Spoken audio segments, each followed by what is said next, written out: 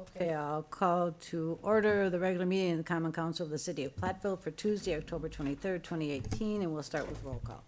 Robin Klein. Here. Don Francis. Here. Barbara Stockhausen. Here. Ken Killian. Here. Eileen Nichols. Here. Sina Sharp. Here. Barbara Doss. Here. First item this evening is a public hearing regarding ordinance 1811 rezoning of 130 Market Street, and we'll start with staff presentation. Okay, the property at 130 Market Street is located on the north side of City Park. It's the current location of the Barbershop Rock Salon and Spa, which is located on the first floor, and then the second floor is an apartment. Business is good at the salon and spa, so they'd like to do an expansion onto the second floor and add some additional services to that location. One of which is the addition of what they're calling the speakeasy style lounge, which would include the sale of alcohol on the premises. So the current zoning of the property is CBT, Central Business Transition District, which obviously allows the present salon use, and it would allow for the expansion onto the second floor, but it would not allow the sale of alcohol or consumption of alcohol on the premises. So they're requesting a rezoning of the property to the B2 Central Business District, which for most listing of uses is very similar to the CBT, but it does also allow various uses that include alcohol consumption. So that district would allow for the proposed speakeasy style lounge as requested. As I mentioned, otherwise the two districts are very similar as far as the allowable uses. The Plan Commission did consider this request at their last meeting, and did recommend approval, and staff also recommends approval. Any questions? Joe, could you review the zoning that is adjacent to the park on both Market Street, Park Place, and North Bonson? I've had a question about if this is actually spot zoning. So if you could review the zoning that is already in place in around that square, please.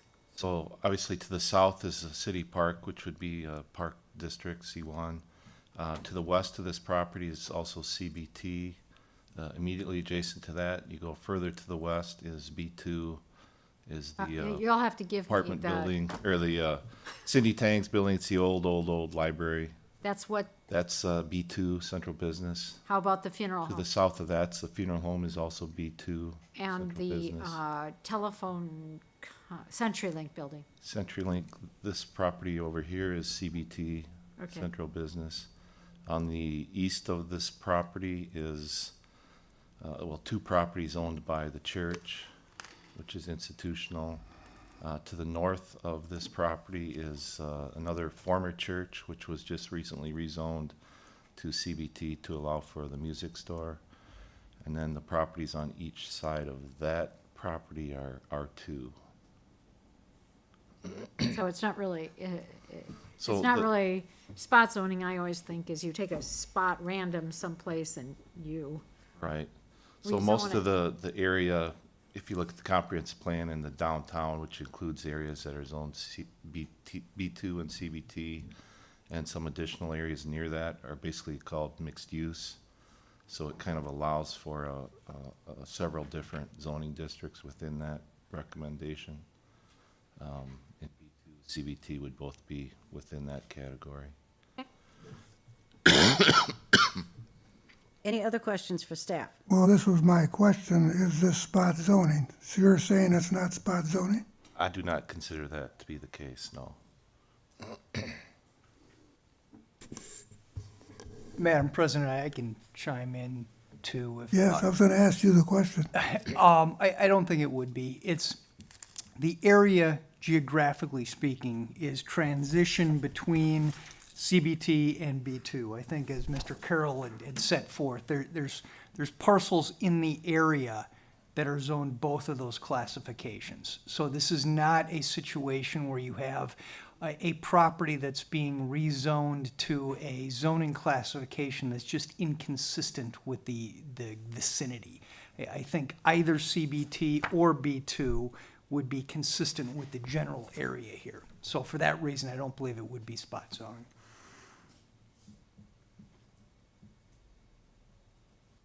I'm sorry to say, I feel a little bit unaware to any controversies surrounding this. Was there anything that the planning commission discussed that we'd want to know?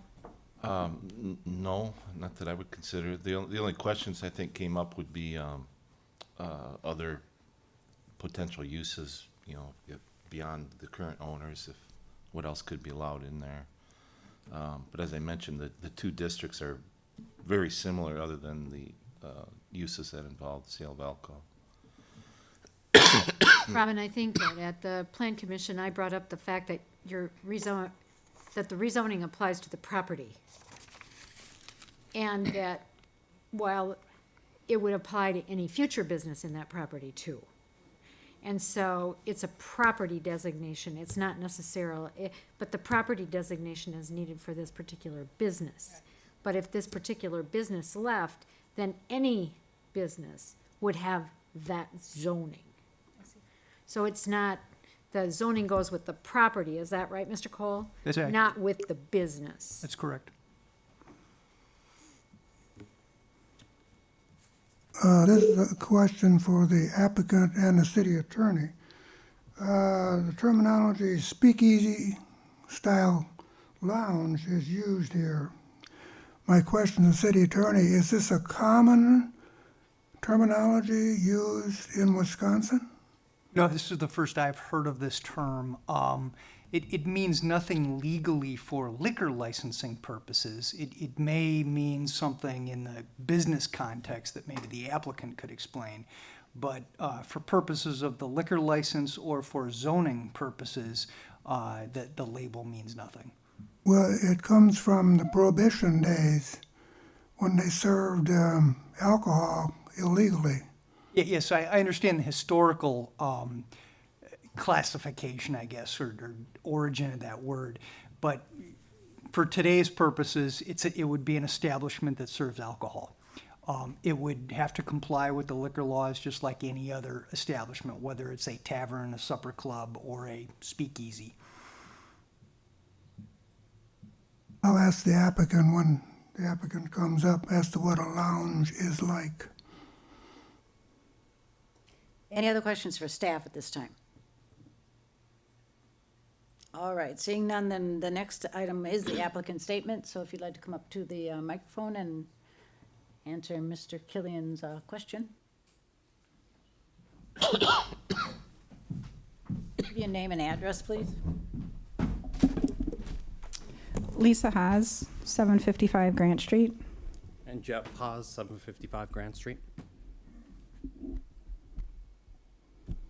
I guess I spoke a lot, and there is a pretty long narrative included with the packet, which I guess hopefully everybody has read through to understand what a speakeasy lounge is. It's basically a theme for the lounge, something that's not common in the area. I guess when I was thinking of opening up a business here, barbershops weren't common. It was a market that I felt I could be successful at, and this is a market that hasn't been addressed here. I feel it's a better style lounge for maybe 30, 40 plus. Quiet. I don't really know what else to Do you, say. would it have a bar? You can have two lounges. Will these have a bar, or will the serving be at a table? Well, No bar, no counter. there is going to be a full bar with a full back bar.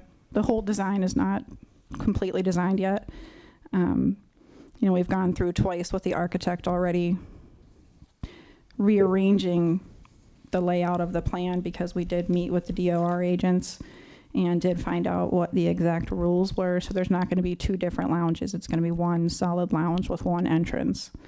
So yes, it is going to be, if you were to walk in any other bar, it's going to take on the appearance of a bar with pub tables and a back bar and a regular bar that you'd sit at. I guess the speakeasy type is a style or a theme to the lounge. So people could stand at the bar They could, and drink, or they could sit at a table sure. and drink. Okay. My question is I think you came to the council to have parking adjusted on the part of the city park. Yes. And so my question will be, will you be coming back for more parking adjustments or leave the environment as it is? I think that it's sufficient. We haven't had any problems, and the capability of us, I think 15 is really the limit we're going to be able to have up there. I don't see it really ever topping that during business hours, that it's super full during the day. We have 3 spaces in the back. I feel there's sufficient parking in the area. I feel like we have more parking accessibility than Main Street does.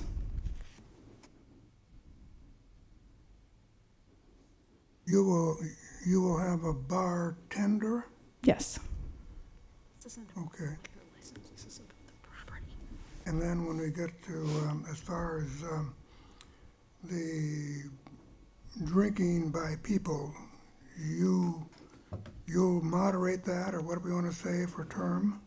I guess we're going to moderate it just like you would. Consumption. Ken, Absolutely. can I comment really quickly? I'm just curious. I think we're talking about zoning right now, right? Not liquor. That comes up later. Right now, we're focusing on the zoning of the property and what that means versus the liquor licensing, which it looks like on the agenda is up for information discussion that will happen later. But right now, she's focusing on the expansion and what she wants to do with her business. That's correct. The discussion, at least before the council at this point, is for the rezoning application, not the grant of or denial of a liquor license.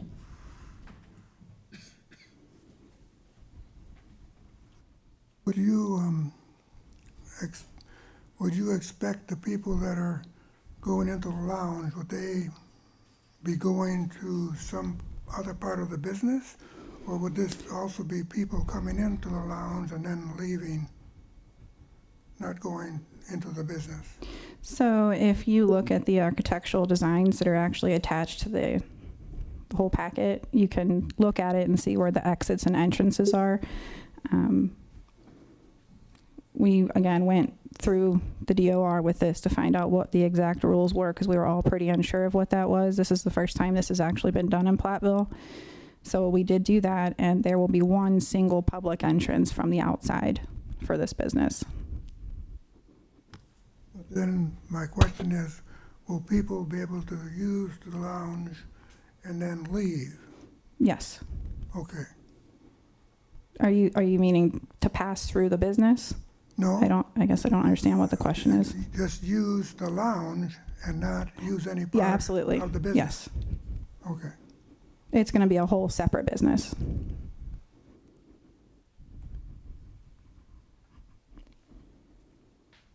Any other questions for the applicant? Lisa, describe the thinking behind the hours, because it closes at 8 on weekdays You and know, 4 on Saturday. I guess for me, I get excited about Friday, but I also get excited about Monday through Thursday. And I think us here in Platteville have a very much an excitement about going out on Friday. And I just think that at that point, I'm trying to rethink what this is. I mean, I think Monday through Friday is exciting too. And I think we need other days of the week to get excited about. So I guess I'm not looking to be a late night bar owner. I'm looking to be a speakeasy owner. This is an additional attraction to our already existing and functioning business. So it's really for our clientele. So this is something that our clientele is excited about. The hours, I really am not interested, again, in being a bar owner past 8 or 9 o'clock. That might change in the future, but right now, that's just what it is. Will people be able to take, I think you addressed this in your write-up, will people be able to take their drink from the lounge and take it to the business with them?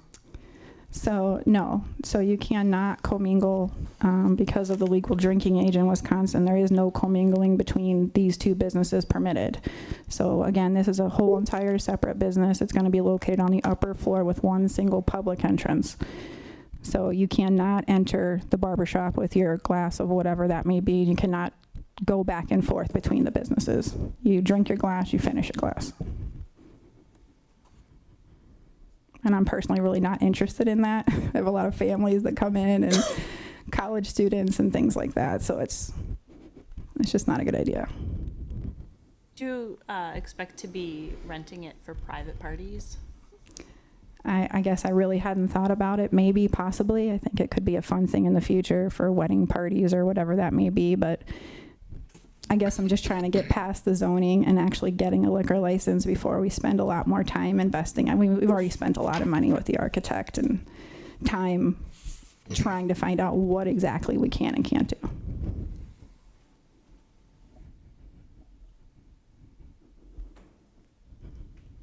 Any other questions for the applicant? All right, thank you. We have one person who's asked to speak in favor, Nick Baker. If you would give your name and your address, please.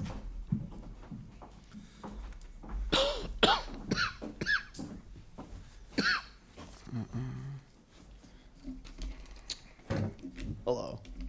Did you say my address? Like, I live at an apartment 955 South Chestnut, but I represent the barbershop, 130 Market Street. So, hello. My name is Nick Baker. I'm the current intern at Barbershop Rock and Spa. I was raised in Platteville, and I hope to be the future manager of this upstairs business expansion. Working side by side with Lisa, so I'll be prepared to manage efficiently and effectively. I met Lisa 3 years ago, working for her as a licensed massage therapist. I've seen Lisa face challenges head on, good, bad, awkward, funny, highs and lows in and out of the shop, of the business. What I can tell you is that she's compassionate, fair, give her a second and third chances, in my case, third chances sometimes. She's fiercely loyal, passionate in all aspects of her life, and enjoys seeing others succeed. She's hosted classes at the shop for students from regional cosmetology schools and extended the invitations even to local competition. She believes that increasing our local talent pool will enhance healthy competition and raise the bar for quality cuts in the area, haircuts. She puts her heart, soul, and literally all of her time into this business. I honestly don't know when she finds time to sleep. She strives to make her clients comfortable and well taken care of. Like many business models, hers is customer and community focused. With the approval of a zoning change, she'll have the space to enhance her clients' overall experience. I would allow for a new high-end service in Platteville, and I'm a part of this process. And I promise that Lisa and all of us at the barbershop are committed to doing everything we can to make this expansion a reality. The barbershop is ready and able to comply with any rules, regulations that are part of the expansion. And I do believe that it'll bring a high-quality service to the citizens of Platteville, as well as attract business from neighboring towns, counties, and states. In general, it's be a positive for Platteville, for business and the community. So, thank you. Thank you. Yeah. We have not had anyone register for public statements against or public statements in general. Council discussion. I think it's a really exciting concept. I think there's definitely a need for it. I think that I went out last night to a bar and I was super sad because the most fancy whiskey they had was Crown and I wanted something nicer. And it would be nice to just, and I was home by 8:30 because I'm an old person.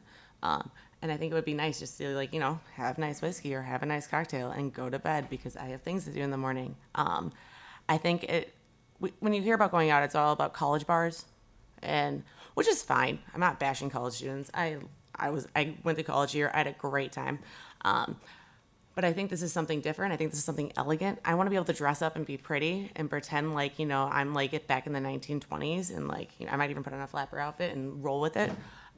So I guess I'm just saying that I'm really enthusiastic about this concept, and I think it would add a big another component to Platteville that we don't have yet.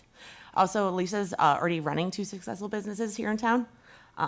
She's proven to herself twice, and she's been doing great, and she's been successful, and offers all sorts of good things to our city. And she's like volunteers, and when there's sweet treats on Main, the whole shop just goes nuts, and everybody is themed and there's costumes. So I think that this is a really cool idea.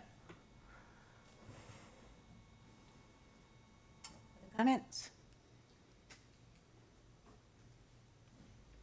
I don't have any comment except to say, remember, we're voting on zoning, not on a business. And the zoning lasts beyond the business. Right, I understand that too. But this is part of the process to get her business going.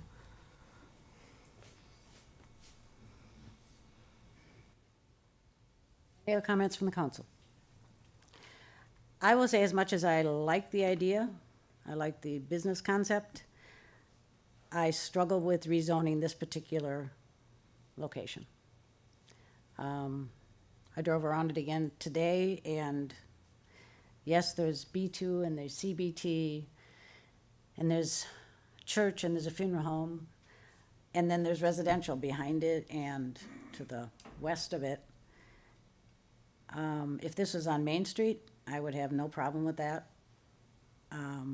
I just struggle with rezoning this particular building because, as was pointed out, the building itself will be then a potential for someone else to open a full-fledged tavern in that location. Now, that's not to say that they would automatically get a liquor license to do so, but the potential is there. So, while I love the idea, I do think there's a need for it. I really struggle with this location. Well, I like the idea, and, as we talked earlier about mixed use all around it, it's not a big difference, and it's not spot zoning or anything like that, so. Plus the city park right there is almost an extension of Main Street, so it seems to be, makes more sense. Also think about over concentrating our problems. If we're assuming a tavern has issues that might come out of that situation, if it came from that location, she's gonna know her customers from that evening and what problems came after that. Anything in the immediate vicinity belongs to that business, basically, as opposed to what happens downtown and the anonymity of anybody that comes from that general area not knowing, who was overserved or what else was going on. So I guess we could look at it the other direction, that sometimes we can overemphasize keeping everything concentrated. While I have the voice, I certainly appreciate creative business solutions happening in our community, and if they put a lot of thought into this business and want to be responsible business owners, and they're coming to us asking us to consider our zoning situation, maybe we need to be supporting that growth and giving the gamble in that direction, I guess. So I want to say thank you to Lisa's entrepreneurship and how it's affected our community, and there's definitely been a lot of positivity that's come out of your businesses, so thank you. Any other comments or discussion from the council?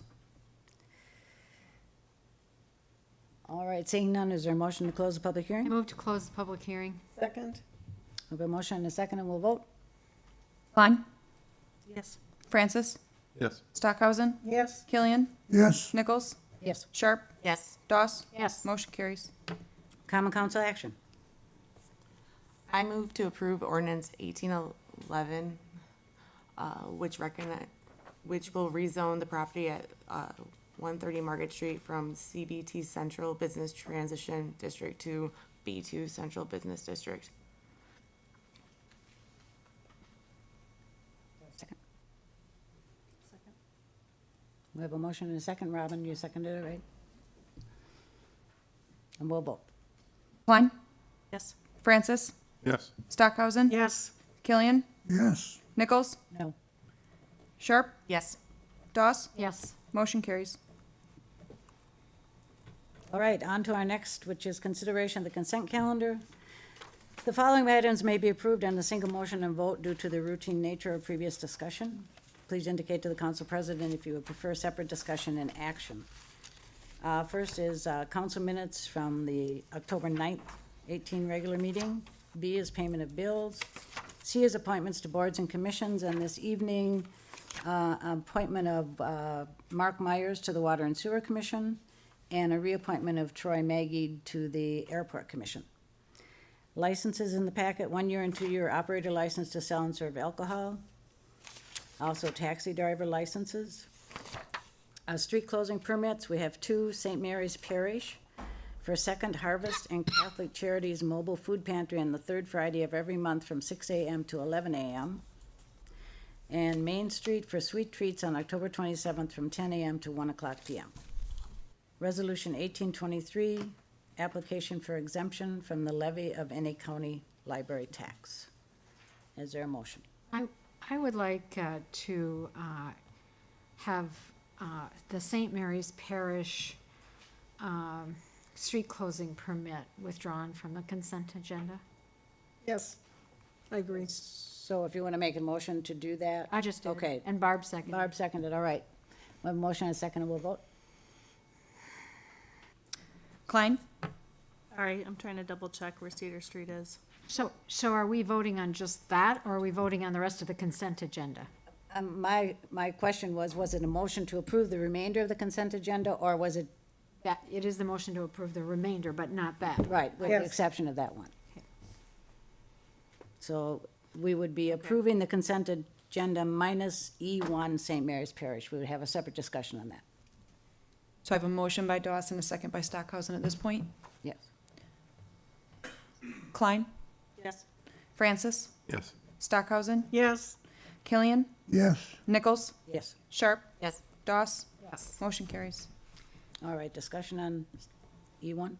I have a question. I mean, Second Harvest Food Pantry has been coming for years and years. Is this a new application to close a street now?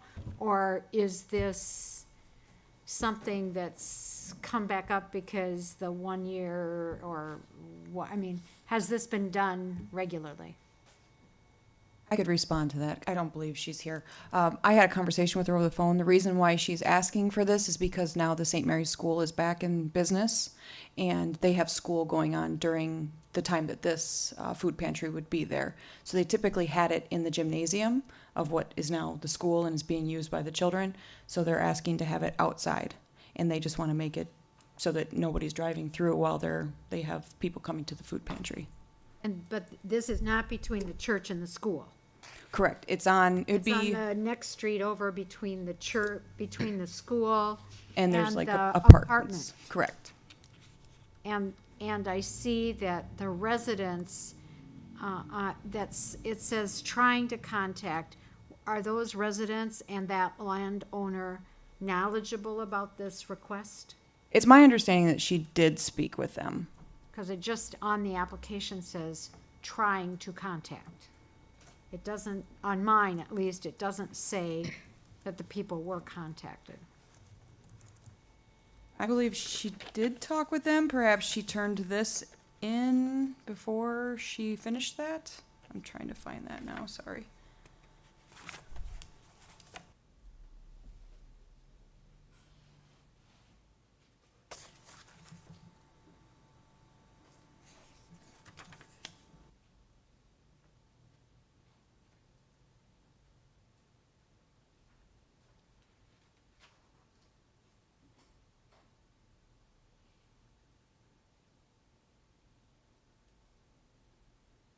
I do know that she talked with Mr. Buss.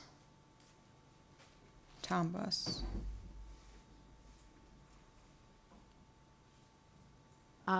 I would assume that there's no regularly scheduled bus route or any other kind of activity on this block of city street that would be negatively affected by closing every month.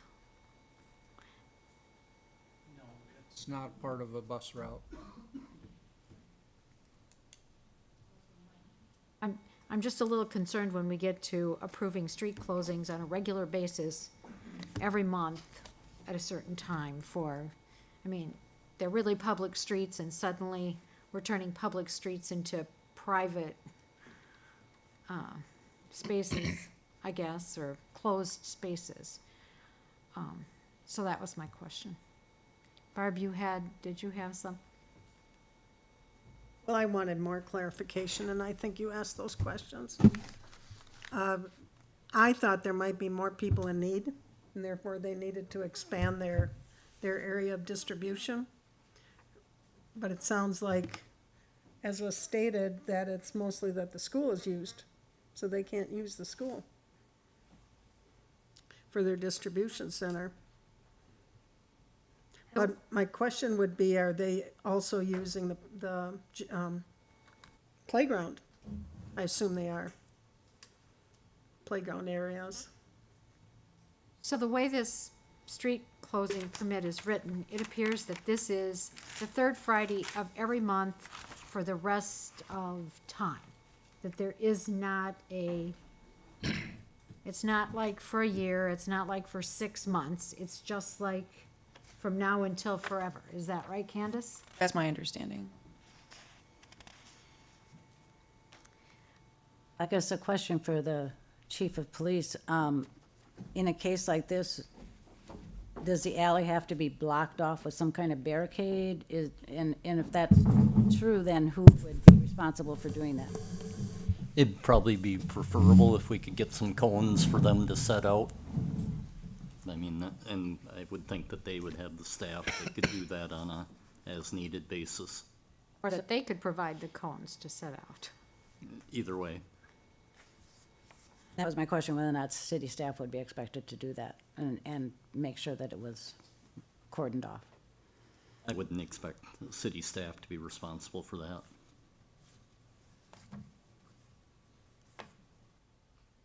All right, I could see this, putting a 6-month period. I don't see giving an indefinite permit for the rest of time to close a city block on the third Friday of every month. So, I don't know what our other permits have been, but I would make a motion, we allow this for 6 months beginning, did she want it to begin when? It doesn't even say beginning when. In November? I believe so, because she missed the date for the October event. All right, I'll go with 7 months. That would take it through May at the end of school. So I would make a motion, we allow this street closing the third Friday for the next 7 months, November through May, from 6 a.m. to 11 a.m. I'll second your motion. all right, we have a motion and a second. We'll vote. Klein? Yes. Francis? Yes. Stockhausen? Yes. Killian? Yes. Nichols? Yes. Sharp? Yes. Doss? Yes. Motion carries. All right, next is citizens' comments, observations, and petitions, if any, and the only requests I have to speak are for items we have later on the agenda. So we'll go on to reports that are in the packet. First is Zoning Board of Appeals, Dawes. Nothing to add. Water and Sewer Commission, Killian, Stockhausen, or Sharp. No addition.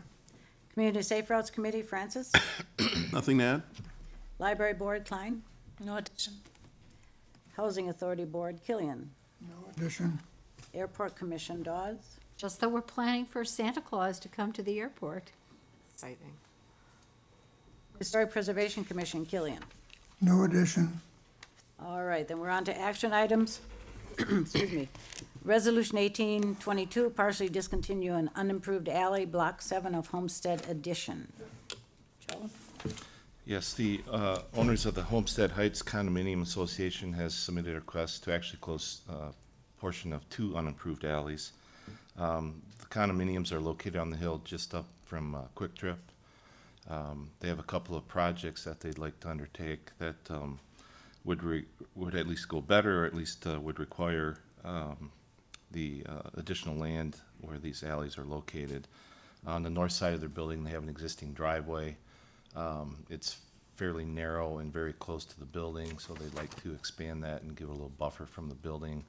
But they are right up to the property line at that location, so discontinuance of that alley would give them some additional room to work on that driveway. To the west of their building, there's a row of trees that extend along the entire west of that boundary, and several of them are dying. They appear to be within the right-of-way, so they're not really sure they are theirs to deal with. But if it's vacated, the alley's vacated, then they would have the ability to go in there and do some work in that area. Both of these alleys, at least the part they're wishing to have discontinued, are unimproved, meaning they're platted, but they've never had a surface improvement. So you can't drive on there now, they're just grass. There are no utilities present in either one of those alleys. So at this point, they're really not serving any public purpose. There is a portion of each one of those alleys that has been improved further to the north and west, but those will not be modified in any way, so those property owners that are using those sections will still be able to do so. So since they aren't really serving any public purpose at this point, staff does recommend approval of the request to discontinue the alleys as requested. The Plan Commission also reviewed this request and recommended approval.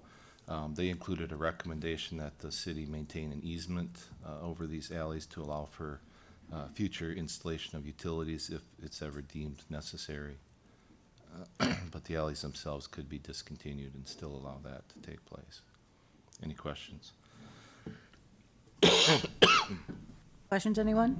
We do have one person who's asked to speak, so. All right, Gloria and Steve Schaefer?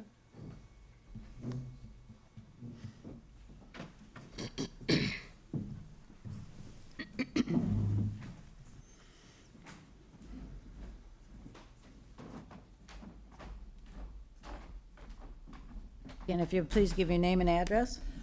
Gloria Schaefer, 535 Roundtree. Stephen Schaefer, 535 Roundtree. We had a couple questions concerning this. I did call the city, and they said if it was discontinued, it's a 20-foot wide alley, condos would get 20 feet, and all Or the... 10 feet. 10 feet, I should say, and all the houses on our side would get 10 feet. So what I'm wondering, the one thing is, would our property then be reassessed and the taxes increased because we're gaining more property? That's one big Well, it's question 80 on it. square feet. Yeah, it'd be 80 square feet by the thing, so. And then what area would you be considering when you save a space for future expansion? How much of that area would we be using for the city? Talking for the easement? Yes. If there was a need for an easement?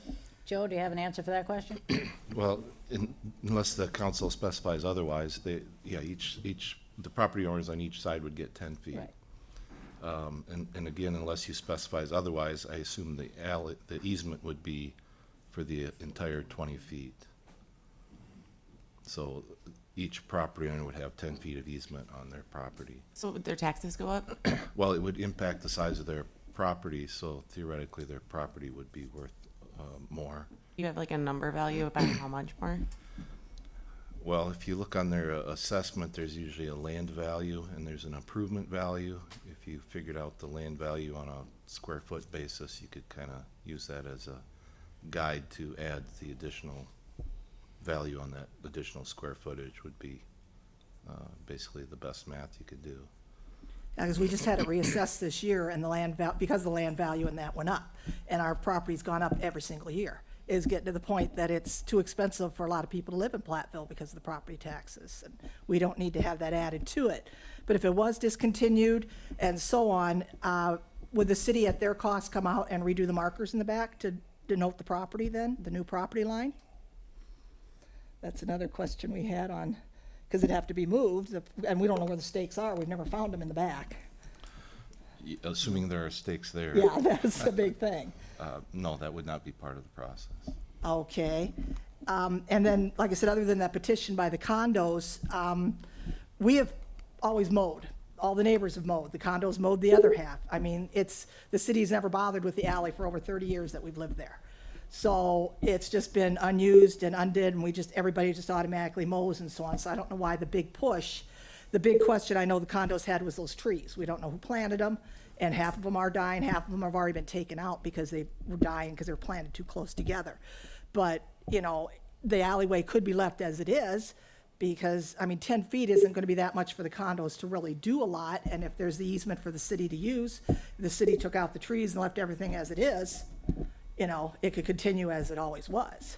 The city's never maintained or done anything in that alley since the 80s, since we moved in. So, because it is all grassed over and. Yeah, that was brought out at the Plan Commission. Right. Yeah, that the neighbors were all taking care of the property. Right.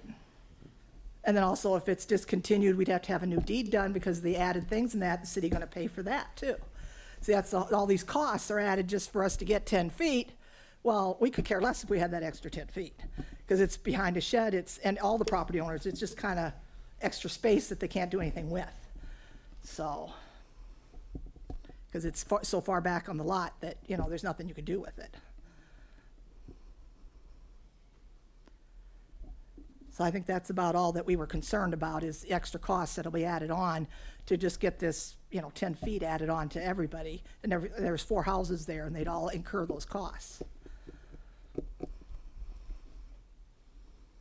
Yes, we've answered to the best of our knowledge right now tonight, so. I have a question. Yes, we do have an attorney that can perhaps help us. I might be able to help you a little bit. Ma'am, you won't need another deed. By operational law, if the council were to pass this, the resolution, there's a paper resolution that gets recorded as a matter of law, then you own those 10 feet. But another deed is not executed or anything. So you won't have any costs for additional title work or anything like that. It'll show up in the title record at the register of Okay, so I deeds. was wondering if you go to sell the house, is it part of the Correct, official yeah. record? When you go to sell it, the title record would show that you own the 10 feet, but you're not gonna have to prepare a deed or Okay. anything I was like gonna say, that. we just did one this year, so we Right, don't right. wanna redo another one. No, and you won't have to. Same with any surveying boundaries or anything like that. No, there's no need or requirement of you to resurvey the property. Okay, do you have anything else? Well, you said that there was no utilities back there. There is a large transformer, behind the house to the south of us. I think that's 565 know, Roundtree. And it's on the property of the condominiums. I believe it's a power supply for the condominiums. There's a big, unit back there. It's on the, east side of the trees. And there may be private utilities in there, That's what I'm saying. utilities of a public utility that's privately owned.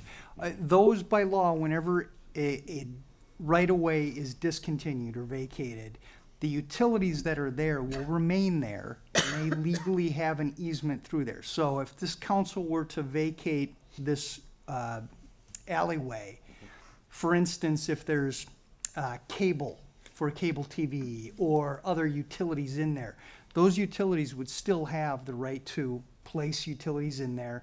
The resolution that's before the council reserves on the right of the city to maintain an easement. So the city could, at some future date, put utilities in there, which if the parcel were ever assessed to add this 10 feet in value, that would obviously impact the value to that property.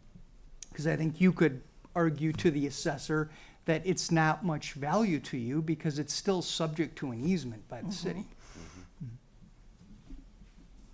Okay. Anything else? Okay. Thank Any you. other questions for us or anything?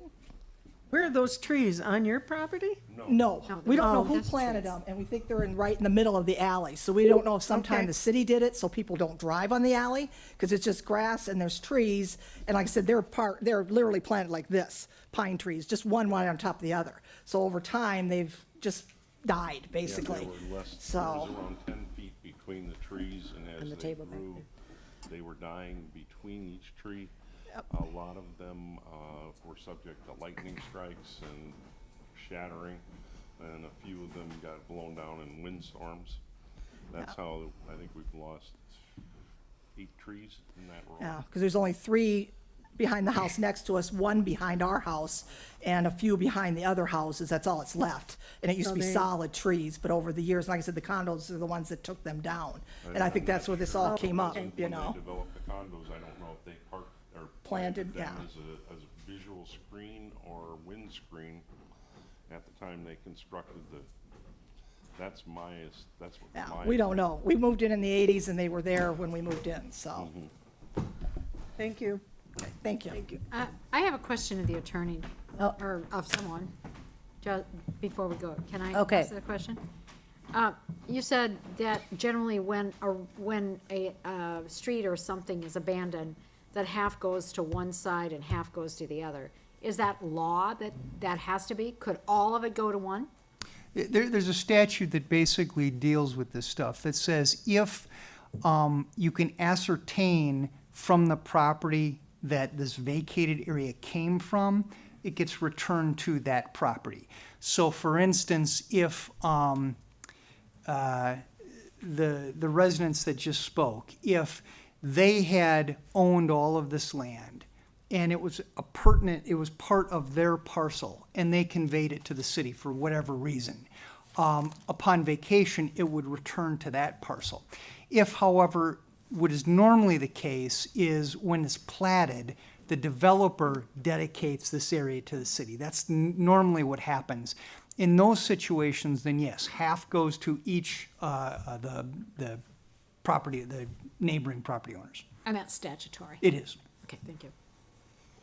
All right, we do have one other person that has asked to speak. Robert Travis? I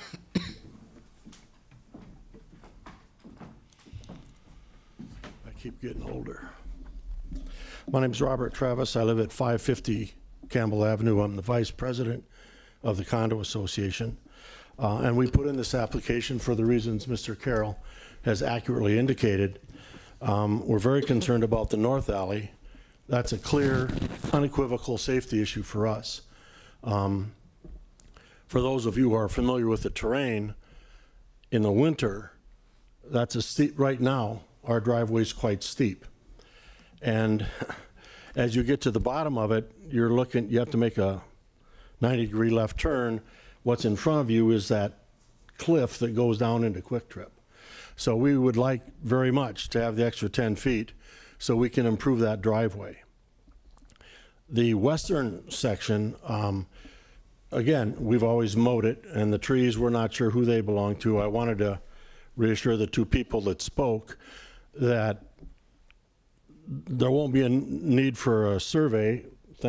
Appreciate the attorney's insight, but were we to resurvey, which we may, then your problem goes away because you'll have our property line, and we're pretty easy to deal with.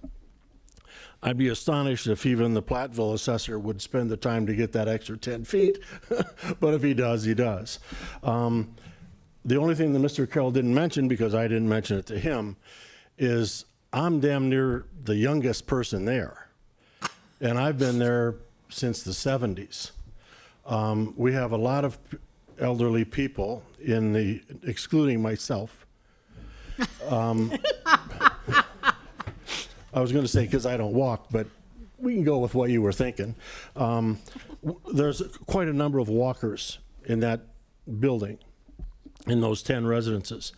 And in addition to dealing with the trees at our expense, because Mother Nature's been winnowing them out, which we've paid for every tree that came down, even though I'm not sure they're ours. We would like to put some benches on that extra 10 feet so the walkers have a place to rest, talk. We're kind of a community unto ourselves, and it would be a nice community space for us. We have the intention of doing that. So there's 10 people that would like to have that western 10 feet so that we can do something to make our little community a little nicer, most particularly for the walkers. If you have any other questions, I'm here to answer them. We don't anticipate any adverse impacts for any of the houses to the west, and we're always open to any, if somebody has a problem, we're always open to listen. And like I said, we've paid all the expenses to date, without question. Right, thank you. Anything else? That's it. When I think of an alley, I guess I mostly think of fire access. Is that like just it hasn't been accessible with these trees there anyhow, but where does that come into that conversation? I guess condo living's. Well, in the way their condominium buildings is laid out, their private driveway circles the building, so there is Space. access around the building. And obviously, if they're able to widen and improve that north driveway, that would also help. But yeah, as you mentioned, it's not improved now, so a fire truck can get through there if they wanted to, as it is.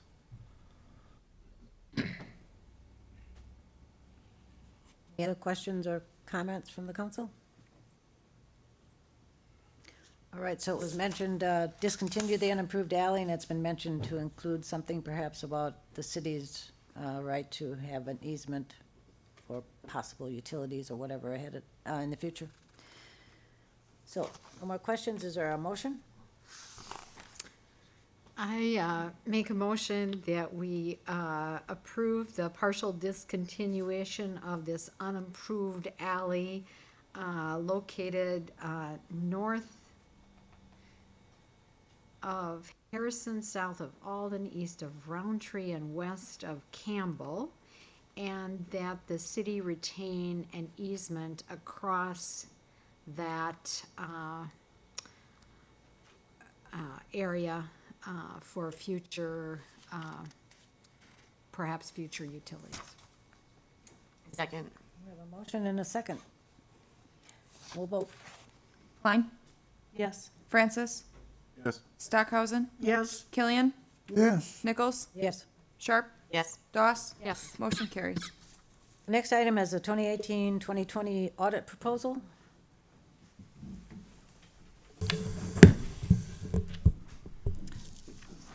Hi.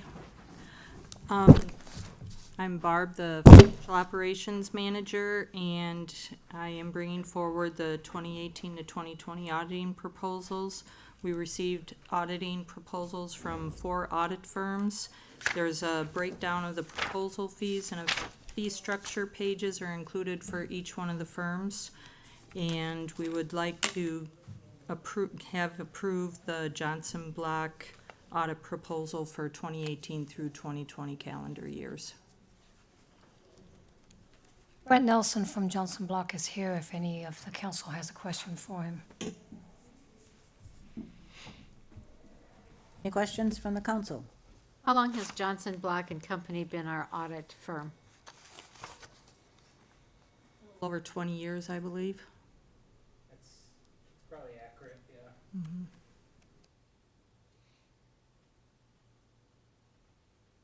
Any questions or comments? Is there a motion? I move to approve Johnson Block and Company proposal for auditing services for the 2018-2020 calendar years. Second. We have a motion and a second, and we'll vote. Klein? Yes. Francis? Yes. Stockhausen? yes, Killian? Nichols? Yes, Excuse me, Yes. Nichols? Sharp? Yes. Doss? Yes. Motion carries. Next is nomination of museum property to National Register of Historic Places. Bill?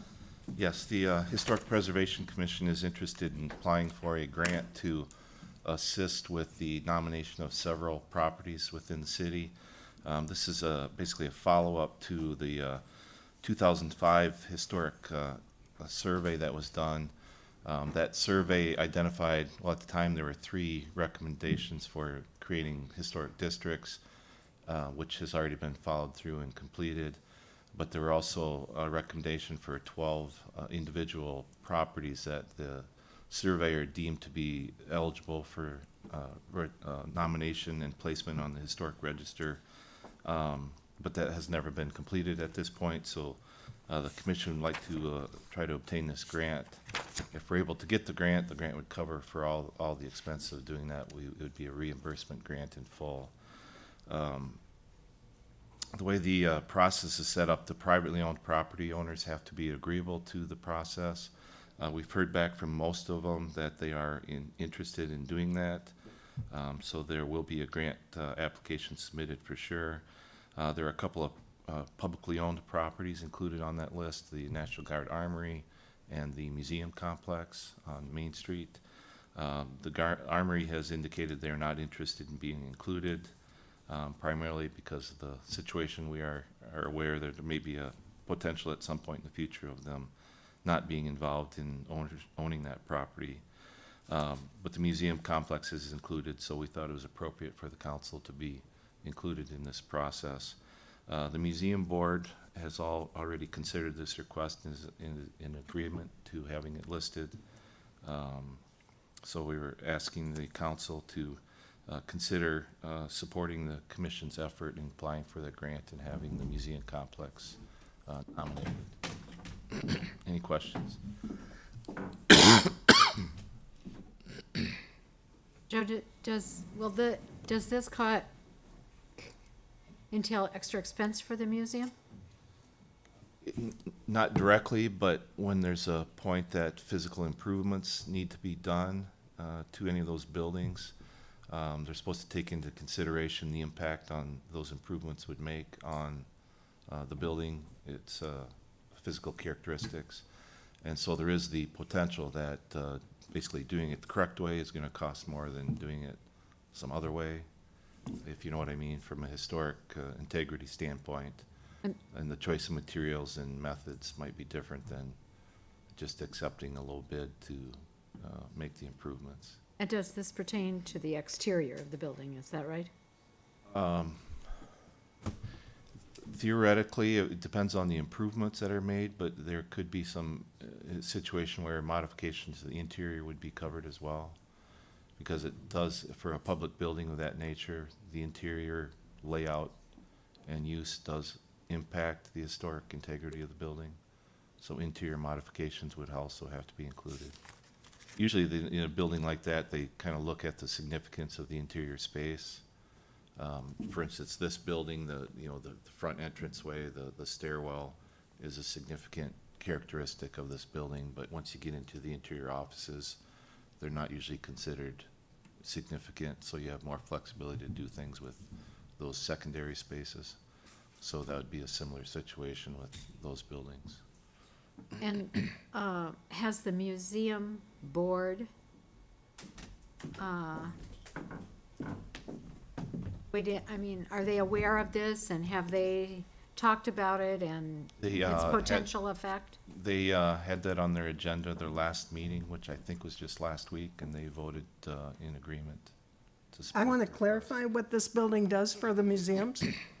This museum is part of the Living Archive of Southwest Wisconsin Mining Region. And our new concept is everything related to this building is part of the living collection of the mining region. And so this is really, in some respects, an important aspect to our identification of that building, because it will be, as much as possible, remodeled according to the plan of the time that it was built. So it's not going to be totally gutted or anything of that nature. In other words, a good example was if it is a plaster and lattice work for the interior, it will be replaced the same way as it was previously built. So they're going to continue, as much as possible, maintain the integrity of the period. Does that help you? I just wanted to know if the museum Okay. board was knowledgeable. So Joe, this is a request for a grant. What is the value of the grant? Well, the application at this point is up to $15,000, but we're still waiting to see the exact number of properties that would be included. So the way it works, as I mentioned, we would have to pay for the cost of doing hiring the consultant to do the work, and then we'd get reimbursed in full for up to those costs. So if we Then- don't get the grant, the project will not go forward. So the when project, it does that says- mean, does I'm that sorry. mean the museum properties wouldn't be then nominated for the national? Unless the council wants to pay for the cost without the grant. I see. But it's a pretty complex undertaking to complete the paperwork to submit. And so basically you have to hire a consultant to do that. So the language here says that the intensive architectural survey in 2005 identified 12 properties that were determined to be potentially eligible for individual listings. So if this grant is awarded and these properties that are listed here are considered for nomination, if the result of the, I guess, the survey says that they are indeed one that could be on the list, does the property owner at that point have the opportunity then to say, well, I want to do it or I don't want to do it? Or if we pass this evening, are they saying they've agreed to?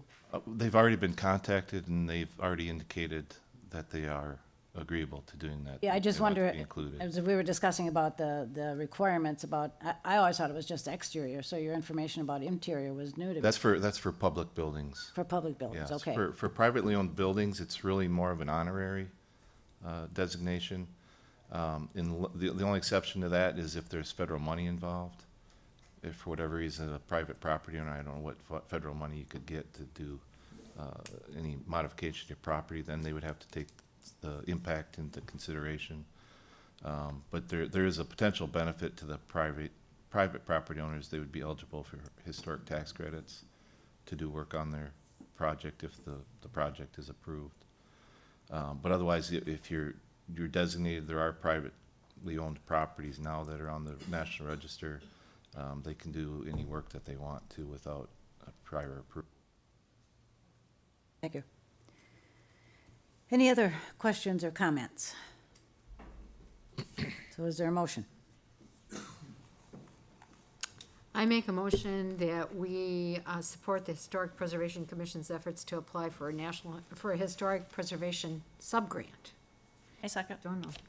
And to include the museum properties in the request for listing on the National Register for Historic Places.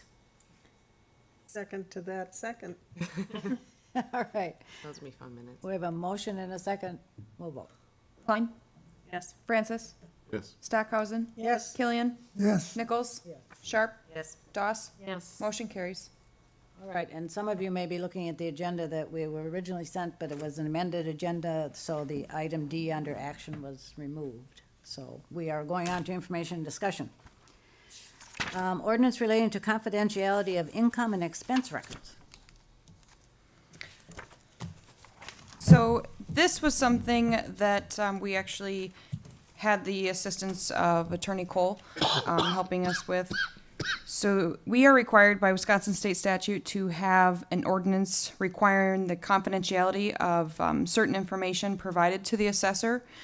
This allows the city to preclude challenge by the property owner of their valuation if they fail to provide the information to the assessor. So this ordinance is just bringing us up with compliance with the Wisconsin state statutes.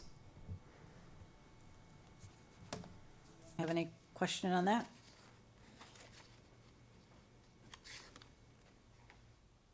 Okay, then we'll go on to the original Class B regular liquor license application. So I'll just kind of go over the description here. The city of Platteville currently has one original Class B regular liquor license available. There are also 3 Class B reserve liquor licenses available. The regular and reserve licenses both have yearly fees of $600 plus publication costs, but the reserve license also has a one-time $10,000 fee that is mandated by state law. Currently, 2 applications for the one available Class B regular liquor license have been submitted to the city clerk and reviewed by the licensing committee. The following applications, the applicant number 1, both of the applicants are Luis Rivera III and Tyler Gouliet, I believe. Their business is called The Hive, and they potentially have, they were interested in 15 East Main Street. There is some, at this point, there is not any submission to the clerk's office that they have control of 15 East Main Street. The second applicant is Lisa and Jeff Haas for Barbershop Rock, which we heard earlier this evening. They're wanting to have the business upstairs as she described earlier. Let's see, they were kind of what was holding on their application was the zoning issue, which we took action on tonight, and that has passed. So at this point, the recommendation taken by the city is that application number 1 does not meet the requirements established by state law, and staff recommends denial. And the licensing committee has recommended approval of application number 2 with the following conditions. The business location is rezoned, which we have visited already, and all inspections are passed and all required fees are paid prior to the issuance of the Class B liquor license. Any questions? Any questions? yes. I would like the city attorney to address this issue as far as conflict of interest that is given under this large paragraph on the first page, application 2. We have here a situation where a police lieutenant will hold a liquor license and also have potential control over the carrying out of that liquor license. So have you studied this? I'm aware of the situation, yes. So what is your opinion on this? Well, obviously, if the council were to grant the license, the employee would not be able to have any involvement in the regulation of any liquor licenses, not just this one, but any competing liquor licenses. That would be a conflict. That would be a conflict that could be avoidable by the department making sure that this individual's duties are such that he has no involvement with liquor licensing or liquor license enforcement, bar checks, that sort of thing. All of that said, though, even though it's a conflict that's avoidable, it's certainly there's a potential for conflict, and there's also, frankly, the perception of the public that there could be a conflict. Those issues are something that this council can freely take into consideration. When you're deciding whether or not to grant a liquor license, you've got broad legislative discretion. You can basically make your decision for any reason. You just can't make your decision on an arbitrary or capricious basis. You couldn't, for instance, just say, I'm not going to give it to these people because I don't like the color of their eyes. Similarly, you couldn't do it for a discriminatory purpose. You couldn't refuse to give it to the applicant because the owner's a female, something like that. Other than those two reasons, as long as the council has a reason it can articulate, you are within your rights to not grant it at all. That could be because of a concern of a perception of conflict because of this employee. It could be because you think there are already enough liquor licenses in this area and you're concerned about the density of the liquor license. It could be because, for instance, my understanding is this is the only available license. These are quoted, so the city only has so many to give out. It's very common in at least most of the communities I work in that the council will choose to hold one and keep it available for in the future if you get a development that comes in that's going to require a liquor license. You have one that's available because once you give the liquor license to somebody, the only way to get it back is to revoke it, and there are various due process implications and this sort of thing. You can't just call it back. So it is important that you make the decision now as to whether or not you're gonna give this up or not. And the factors that you use to come to that decision can be very broad. And I've gone beyond the question here, but I wanted to highlight to you that the perception of a conflict is a valid reason to deny it. Any of the other examples I gave would be a valid reason to deny it. All of that said, from what I understand of the applicant, they're qualified. If the council, in its discretion, decides to grant the license, it certainly can do that. The one issue I guess I would suggest to you, though, is in all liquor licenses, it's very important to describe the premises physically. It's even more important when you have a licensed establishment that shares a structure with another licensed business. It's real important to define the parameters of what that premises is. It's unfortunately poor practice, but very common, that cities will award liquor licenses and they'll describe the premises by the address. The reason that's poor practice is because then theoretically they can serve alcohol anywhere on the boundaries of that property. The people can walk around with the liquor anywhere on that property. Here, where you would have two businesses sharing a physical structure, you really want to define where that is that the liquor can be served and where it is that the people can go with an open container. In the packet, I believe there are sort of architectural renderings. If the council were inclined to grant the license, I would suggest that you require the applicant to physically describe on those plans where they're talking about. They sort of describe the rooms, and I think it's just important to physically put those on the map. The packet I saw suggested there'd be two different areas. That sort of raises another concern that if you have a licensed area here and a licensed area here, and they're not adjoined to each other, a customer's lawfully cannot take liquor from one area to the other because they're going to go through an unlicensed area to get to the other area. Legally, to do that, only the operator could do that. That's why in a lot of communities you'll have areas that are sort of, they have the bar and then they have sort of an outdoor picnic area.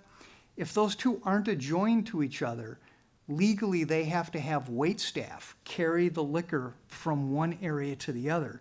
Here you'd have the same situation. If they're going to have two separate areas, they would have to have wait staff or the bartender convey the liquor from one area to the other. They couldn't have the customer served in one area and take it to the other area. So I think those are considerations. If you're inclined to grant it, you want to be clear on what the premises are, and if they're separated at all, how the liquor is going to get conveyed from one area to the other. I have a question for you. So as far as perception of conflict of interest, at least as far as my understanding, Jeff was on the liquor licensing committee and actually withdrew from it when they decided to go forward with this application. Wouldn't that have an impact that he's trying to make sure he keeps things separate as far as perception goes? Oh, sure. I'm not trying to imply anything to the contrary. I'm just saying it wouldn't be uncharacteristic if a member of the public, or say a competing liquor establishment, say they got into trouble, either served an underage person and got a ticket or whatever. There could certainly be the perception that, well, gee, the police department is acting more assertively against some than others, and this establishment is getting favored treatment because they have a connection to the police department. I'm not suggesting any of that would occur. I'm not suggesting that the applicant is seeking that or anything. I'm just suggesting that could be a perception of the public, and that perception is a consideration the council can take into consideration. Thank you. When you said two licensing, is that two alcohol licensing company or businesses, or the fact they have a hair salon or a barber shop, which is a separate licensed establishment, and then the potential for this establishment? I'm confused on the licensing. I'm sorry, ma'am. I should have been clearer. What I understood from the applicant was that two physical areas of the building would be part of this lounge, this speakeasy. And if I'm wrong on that, if it's only one area, then you don't have a problem that way. But if they are going to sort of define two separate areas, then there is the concern of if liquor's served in area A and the customer wants to go to area B with their liquor, they can't just walk from A to B. They would need wait staff to carry the liquor from A to B. If it's just one area of the building, then you don't have that concern. It would still be important that you define within the building where those premises are. But that's what I meant when I was suggesting, my understanding was that there were two separate physical areas that liquor was going to be served. And maybe the applicant knows otherwise, maybe. This is only going to be one. We were told this would be one. My question is, we've heard a number of things here, suggestions. Who should be writing this up and bringing it to the council? The city clerk for the license committee for the meeting coming up?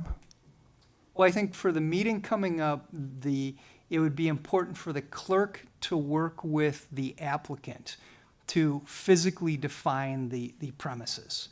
And I would suggest the easiest way would be to take the sort of architectural map and just with a pen and ink define what portion of the building is going to be the premises.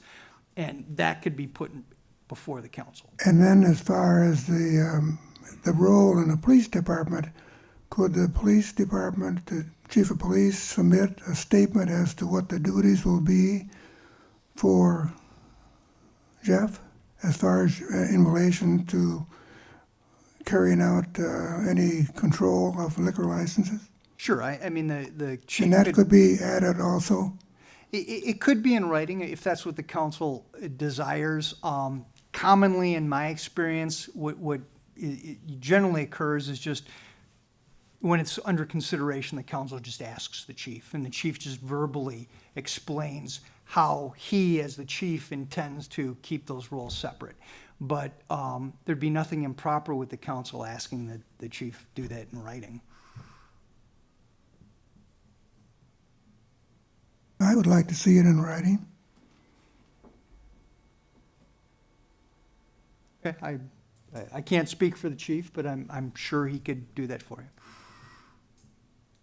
He has agreed evidently, he's saying yes. I have a couple of questions, whenever. Yeah, well, we've got Jeff and Lisa Haas have both registered to speak, so if you have a question for them, I'd ask them to come up now. If it's a different question, go ahead. It's a different question. Okay. So, the question I have is, there's this kind of regular license and there's these reserve licenses. Are there different applications for these licenses, or is it just one application? It's one application. It's very confusing, and it's due to a lot of historical, political issues with Wisconsin. But basically, without giving you a whole history lesson on liquor licensing, back in the day, municipalities could issue as many liquor licenses as they wanted. At some point in time, the legislature decided that those needed to be limited, and they imposed a quota. And when they imposed the quota, the licenses that you had issued at that time, those then are regular licenses. And the city's, from that point forward, able to continue to issue those as they come available. Then over the years, the laws have changed to, I guess, frankly, allow you to exceed that quota that was initially established, either through population growth or some communities had lobbied the legislature to get very specific additional licenses. All of those are what are called reserve licenses. So it's a reserve license. A reserve Class B license allows the applicant to do exactly the same thing a regular Class B license can do. It is just a license that exceeds the quota initially imposed on the city. And the quid pro quo for that was the legislature, I think with strong encouragement from the Tavern League, decided that reserve licenses should only be issued if a $10,000 payment is made. Frankly, to, I think, somewhat limit competition. It's for that reason that reserve licenses are often available in communities and nobody applies for them. But the minute a regular license comes up, as in this case, you have, it's very common to have those applied for because they don't come with the $10,000 price tag. And one other question about the $10,000 license. So my understanding is if I own a bar on 2nd Street and I sell it, I can have, and I have a liquor license, that if I sell that business, that the person who follows me basically becomes the changes agent and they continue that license. No, that's not That's accurate. not true. No, the license is granted to a specific person or corporate entity Okay. for a specific physical location. If the person dies, sells the establishment, that sort of thing, they have the new person, say Mr. Ha or Ms. Haas was issued this license, and 5 years from now, they decided to sell their business to a new person. That new person would have to come before the council, just as though the Haases are coming to you now, and ask for that license, and you, in your discretion, could grant it, you could deny it, you could impose conditions on the grant, you could do anything you could do right now.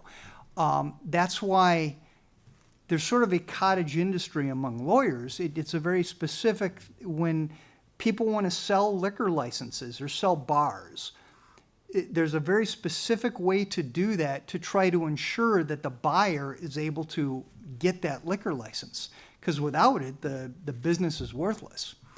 So there's a very specific way to do that. And it's to address the very issue you're raising, that the license, if you grant it, is to these applicants. They cannot sell it without the council agreeing to the new buyer assuming that. Unless they hire one of these special folks to. No, that wouldn't even defeat the authority of the council. The reason I say that is because what you do is the seller and the buyer will enter into a contract to convey the business. That contract, though, is contingent upon the council granting that liquor license. So if, for instance, they reach a deal and they come before the council and the council says, for whatever reason, we're not going to give the liquor license to the buyer is able to back out of the deal with the seller. And so that would mean with the reserve license, that if I held a reserve license for my establishment and I sold it, that the next person, if they wanted to reopen my establishment, they would then have to also invest $10,000?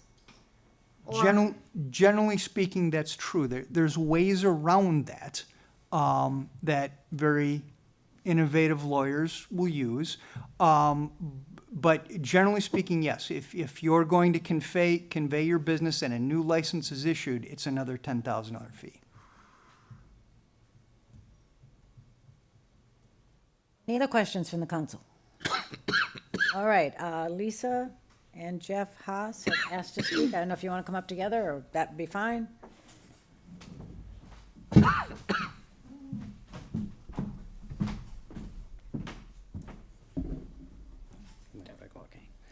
Okay, I'm Jeff Haas, 755 Grand Street.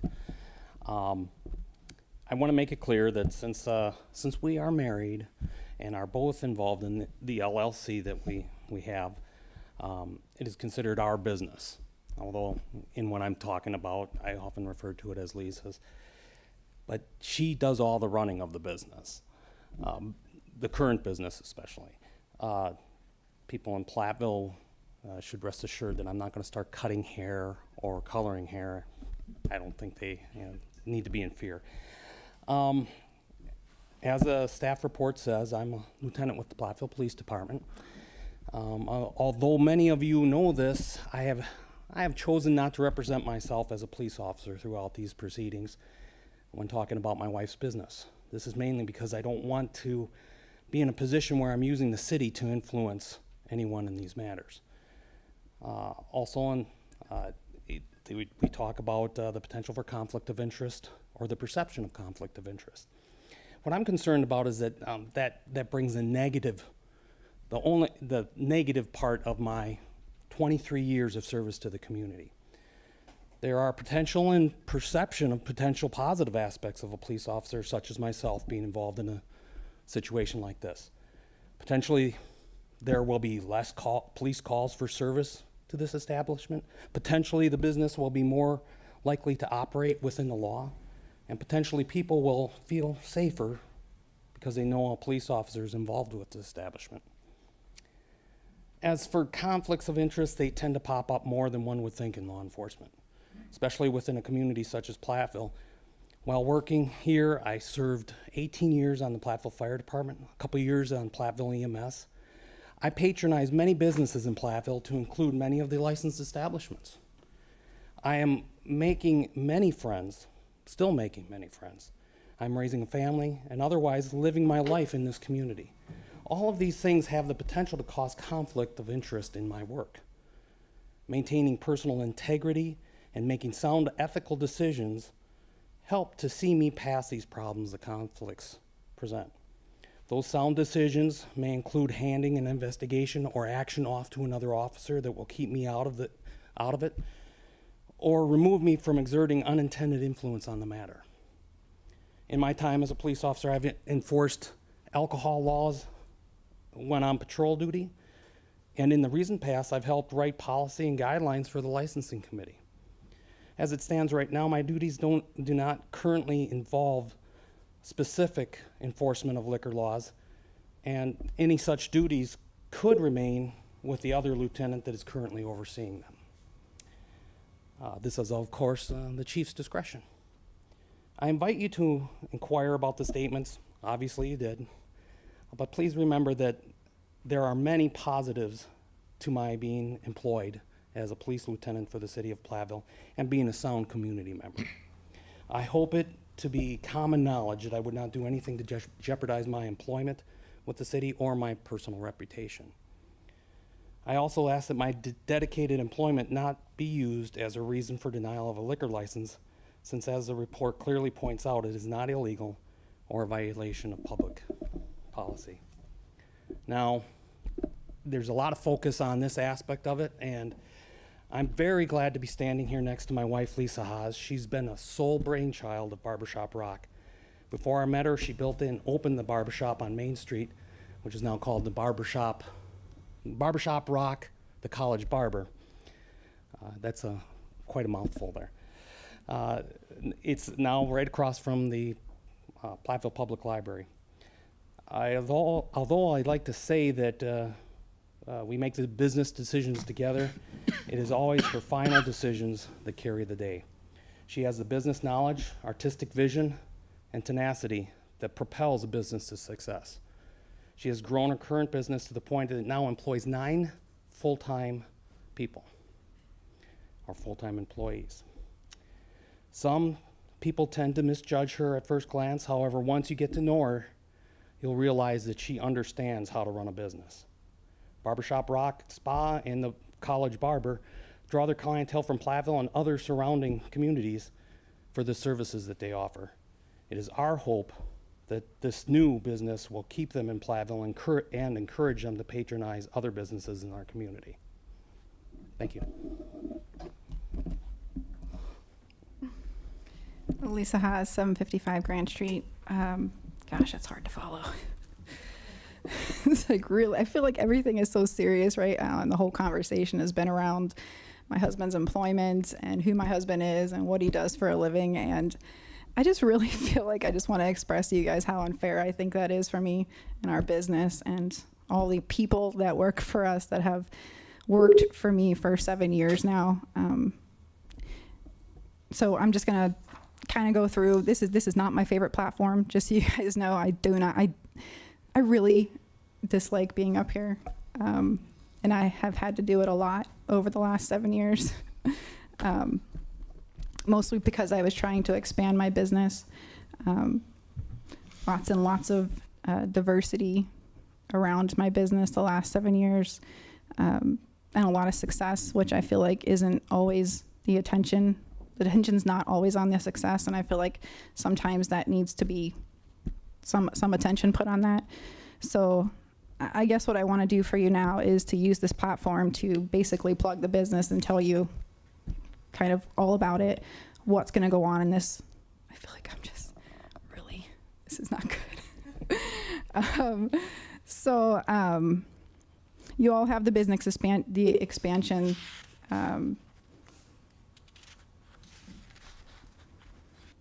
The history and the expansion, you guys all have that. That has been updated since the first committee meeting. I don't know if everybody's packets, I hope everybody's packets were kind of updated with the new floor plans. I feel like there's a little bit of confusion on that, and I just really want to set that straight for you now.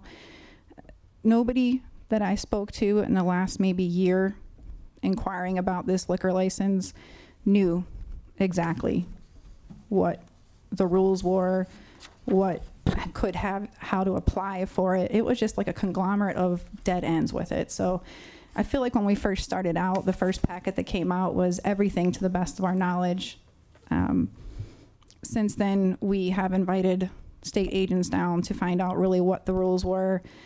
I worked closely with our architect, who works closely with the state inspector, Shar Martin,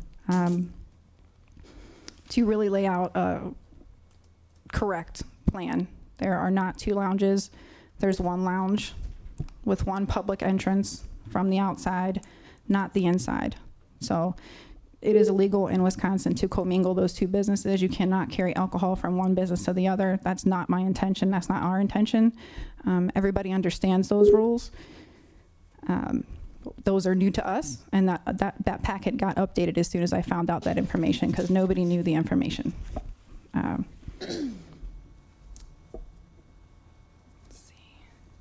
see. So, I guess I'm gonna read a short statement for you. Some of this I read at the commission meeting. In 2014, we asked that our property be rezoned from institutional to CBT. At that time, it was the only building being used as a residential home at City Park. Our sales contract was contingent on this change. City Park is an extension of the main business district and is special in that it has a very quaint and beautiful vibe to it, and that I wanted the shop, the location of the shop, and for the demographic we'd be advertising to. Most of the buildings were some of the first developed in Platteville, and City Park is the oldest part of Platteville. Since taking ownership, we have fully restored and used the building, which is essentially what a historic district should be. It should be used. Since our restoration, I feel we have helped encourage a few other businesses in the area to do so as well. We hope to continue this same flow of progression through our next expansion and continue encouraging restoration and stable business plans. Those stable business plans will have room for growth in and around City Park. The demographic we are after hasn't been addressed properly within the downtown district. Most of this demographic, maybe 30, 40 plus, chooses to leave Platteville and spend money in places like Galena, Dubuque, and Madison. As in 2011, when I did my market research for the Main Street shop, and in 2014, when I did my market research for the Market Street shop, I've done that same thing again for our new expansion. We haven't properly addressed this market, and it's very evident. We would personally like to stay in Platteville and keep our money in Platteville. I try as a business owner to ask myself a few questions. One of those questions are, how do we become relevant in ways that we were not before, and how do we continue to grow and be a positive impact on our community? We have a very broad and inclusive clientele base. How can we make what we are approaching relevant and comfortable for them? This is my personal goal with all of our expansions and new additions to our current business. I'm quite confident that the success of our new expansion and Speakeasy Lounge will be a direct reflection of the success of our current businesses. At this point in my statement, I was going to go into all of the hurdles up to this point, but I'm not going to do that because I have a few other statements to read from valued and loved crew members and clients. We had many, many people offer written statements of encouragement, so I chose a few, which was really difficult. Our businesses have a positive vibe and impact, and I choose to share that rather than a history of hurdles, which if any of you have been in the shop, you've heard about not only from me, but from 8 other crew members that have been involved in the journey. That's an impact.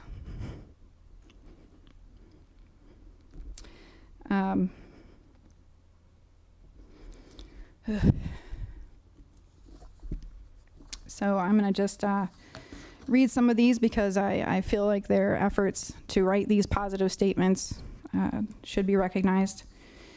Let's see, the first one is from Sue Musara.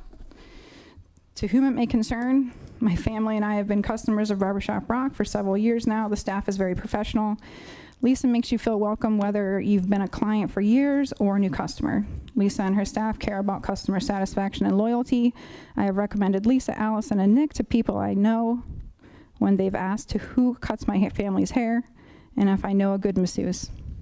Barbershop Rock is a great addition to local businesses. Sue Misara, Student Services Assistant.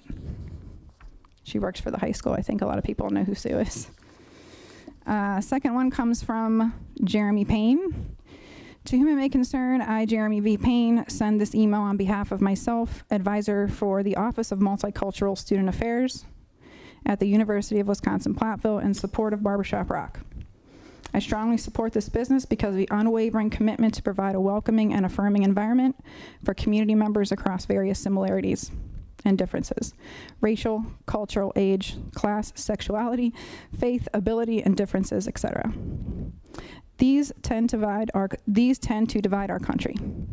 Students from multiple intersecting identities have described how validated they feel once they arrive to the shop for various needs.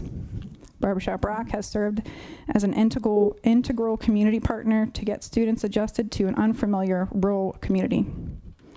Not only has this shop served as a place for our students to maintain cultural individuality through the creative expression of a haircut, but the shop has also served as a place of authentic fellowship that is not always easy to find in our community.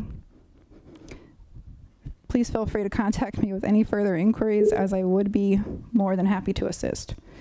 Thanks, Jeremy B. Payne. We had a lot of those. A lot. Also, I have a statement from Rachel, who is here tonight. She has been employed by us. Well, she's a partner. She's a crew member. She's been here for 4.5 years, which the years go by really, really fast. We have to date not lost any employees. They come, they work for us, they stay. We've had one move to a different state, but I don't consider that a loss. So I'm actually going to ask Jeff to read this because I'm talking a lot. So this is from Rachel. All right. Barbershop Rock is in itself an inspiration to Platteville, starting small in 2012 in a 2-chair shop with a single employee to second location with 9 employees to date and a beautiful building with 6+ chairs. The rate at which we are growing has far exceeded our own expectations and will continue to do so in the future. For me, it was never in my plans to end up in Platteville, but since teaming up with Barbershop Rock, I've discovered many talents, and have become so much more successful than I planned to be.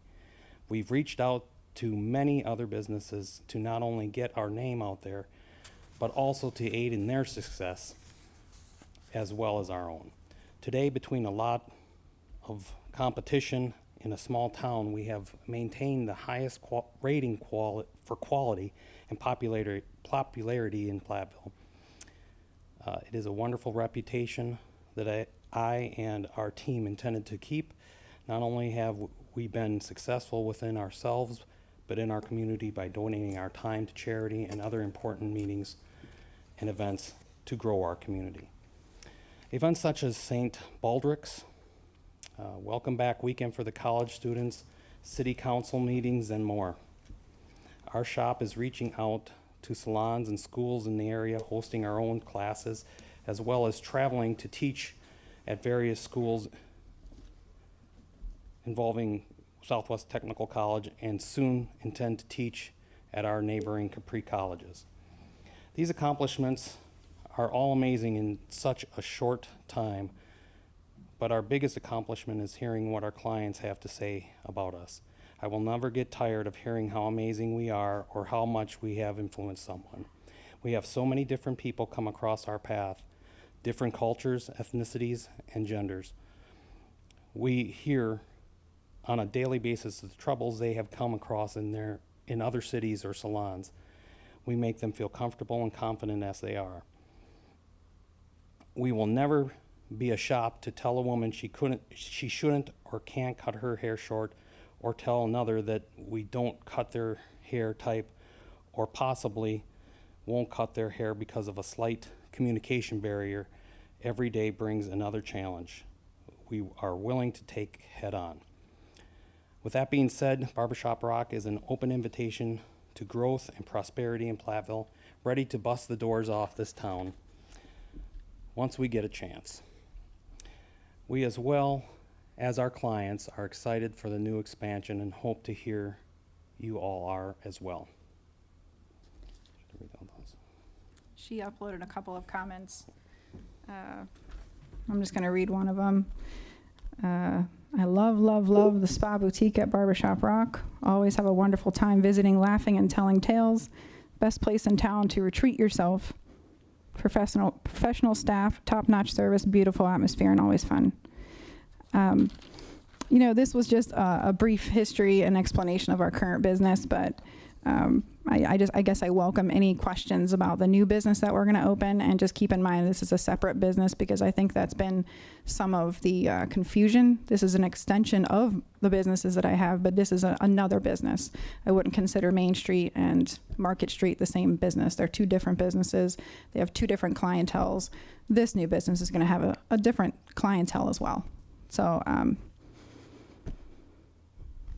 So if I was to walk in some night, what would my experience be? Like into the lounge, what would it look like? I guess you've been in the shop a couple of times. Our shop has a very laid back, welcoming vibe, I would say. I guess in the 1920s and 30s, things were a little classier. They were a little more special. And I guess that you would feel a little more special when you walk in there. That's what I've tried to do with both shops, just to make people feel like they're somewhere different, somewhere special. I think that's a lot of the attraction. I'm a huge believer in customer service, which I feel is kind of at an all-time low. It's really easy to be nice to people. So, got that down pat. Lisa, in the drawings that you provided, the second page shows on the left-hand side, I think it would probably show the first floor. I just want to make sure that people on the council understand then that the second floor is the area on the right. It appears that then your upstairs would continue to have two spa services that aren't a part of the lounge. Is that correct? So it's about Correct. half of the upstairs? Yes. Well, no, it's a little less than half, I would say, as far as the square footage goes. That actually was the big question when you're talking about commingling these two businesses. If we were to actually take those spa services out, and this could be one business, as far as I can understand it, we would be able to actually enter from the lower level. But this is a continuation of our business, so we have to make separation with a solid wall. So that's what the drawing is showing. It's a solid wall. And then at some point, there would be an employee access entrance. At this time, it's really hard to get to know where we need to put that. These are preliminary drawings. They're a little more than preliminary drawings, I would say. They were very expensive preliminary drawings. And so then the entrance would be off the north part, I think Yes, that's Furnace north. Street. So the entrance would be on Furnace Street in the parking lot in the back. Mhm. Any other questions? All right, thank you. Next item is contract 918, snow and ice removal. Yes. Yes, thank you. This is our annual contract for removal of snow and ice on sidewalks where the owners or residents do not shovel their own walks. We currently have a $30 administrative fee that would be billed as well. We provided bid packages to 5 firms that we've worked with before. We received 2 bids with the bid tabulation enclosed, and the low bid this year is slightly lower than last year's bid. Any questions, anyone? A question on the second paragraph. It says that the code enforcement officer will go around to all sidewalks. Is that all sidewalks in the city, or what, or is it a certain section, or downtown, or what? No, that would be all sidewalks in the city, And if the sidewalk is not shoveled, the code enforcement officer places a notice on the door for the tenants and documents the address and provides that list of addresses to our contractor. And then when the contractor is released to go shovel the walks, then the contractor goes to each one on the list, and if the contractor finds that the place has been shoveled, then they go on to the next one. If that has not been shoveled, then they document the before condition, shovel it, and document the after condition. Is this also on a complaint basis? It can be as well, yes. Any other questions? All right, we'll go on to D, which is the land donation to the city, Lot 21, Oak Haven subdivision. Yes, Bob Cody's the developer of the Oak Haven subdivision. He still owns one of the lots in that subdivision. It's vacant. Due to the steep topography of that lot, it's really considered unbuildable, or at least Mr. Cody considers it unbuildable. So he would like to donate that lot to the city. The city owns the Knollwood Park green space, which is immediately to the rear of that, so it would basically become part of that green space. This was considered June of 2017, the same request. Due to some concerns about the condition of that property, the presence of fill material that has been placed on that lot, some dead trees, and other conditions, the council approved the donation or acceptance of that with the conditions that basically some cleanup work be completed on it before the city would take it on. Mr. Cody was not agreeable to those conditions, so basically nothing has happened regarding that since then. Mr. Bruce Schmidt, who's the owner of the property just to the south of that lot, is requesting the council reconsider this situation. He personally is willing to do the cleanup work that is necessary to address the concerns that the council raised at that previous meeting. And he's also willing to accept a portion of the property. Basically, he would take over ownership of a portion of that property and maintain it in the future. The steep slopes that basically are unmowable would just become green space that would be part of the Knollwood Park. Mr. Schmidt has outlined a lot of the details of the situation in his letter, and he is here this evening to answer any questions that the council may have. If you have any questions for staff, I would try to answer them now. Questions for the staff, anyone? I have a question for the city attorney. I don't know if you read this or not, but under proposed action, do you have a copy of this thing? No, I don't. Would somebody give him a copy, please? Okay, I've got it here. Proposed action, it says, I'm requesting that the Platteville Common Council, A, remove the contingencies and agree to accept the donation of Lot 21. B, assign a quitclaim deed for the street-level mowable area and the strip adjacent to the culvert to him, Bruce. Okay, is this feasible? Can we do it? Is what feasible? You can certainly remove the contingencies, A, and agree to accept the donation. B, assign a quitclaim deed for the street-level mowable area. I mean, there will need to be a deed of conveyance from the donor to the city. It would be up to the city as to whether or not a quitclaim deed would be acceptable as opposed to a warranty deed. A warranty deed, the grantor warrants that they own what they're giving to you. A quitclaim deed basically says the owner gives to you whatever interests they may have. And if somebody else comes out of the woodwork and challenges that ownership, they're not going to stand behind the ownership. That's basically the difference between those two. In a case like this, with a donation, it's not uncommon that a grantor would want to issue a quitclaim deed as opposed to a warranty deed, because they're not getting any consideration in exchange for it.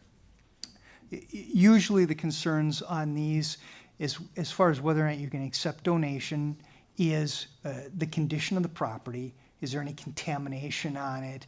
Anything that needs to be dealt with? And it sounds like when this was before the council the last time, the council decided that there were some condition issues and that those needed to be resolved before you would accept the donation. So unless the council's willing to revisit that, it would sound to me that the condition would stay in place. And if this other neighbor is willing to do the cleanup work, once it's done, the council would be willing to accept the donation.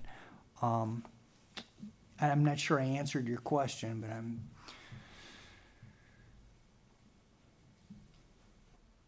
but Ken, was your question really, can the council give away the land? After the council accepts the land, can the council give away the land? Oh, sure, I'm sorry, then I think that was, Ken, was that really your question?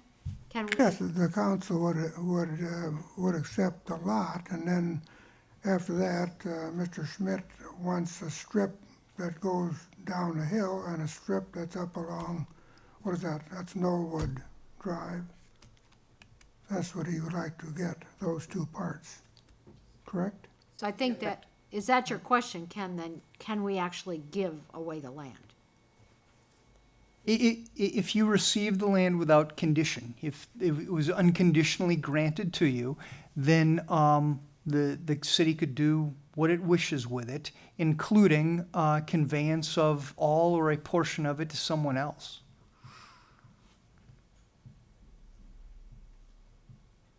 Right, Mr. Schmidt is here, so if you'd like to come up to the microphone, please, and if council members have questions, now would be a good time to ask.